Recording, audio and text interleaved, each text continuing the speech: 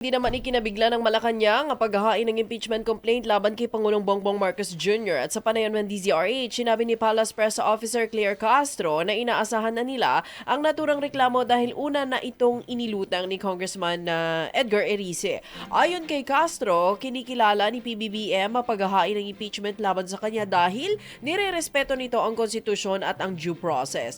Malugod din anyang tatanggapin ng Pangulo kung ano man ang magiging takbo nito. Nang hingi naman ng reaksyon tungkol sa banat ni Erice na kaduda-duda ang inihaing impeachment complaint laban sa Pangulo at posibleng paglabas lamang o palabas lamang ito para magkaroon ng one-year bar rule, sinabi ni Castro na marami pang mga isyu ang dapat pagtuunan ng pansin. Inaasahan to dahil naman iningay na ito ni Congressman Erice.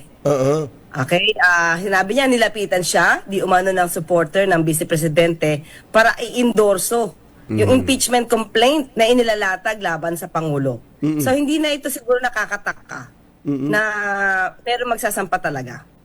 Pero ayon naman sa Pangulo, even before, siya ay kumikilala ng konstitusyon, ginagalang niya ang due process, ginagalang niya ang proseso.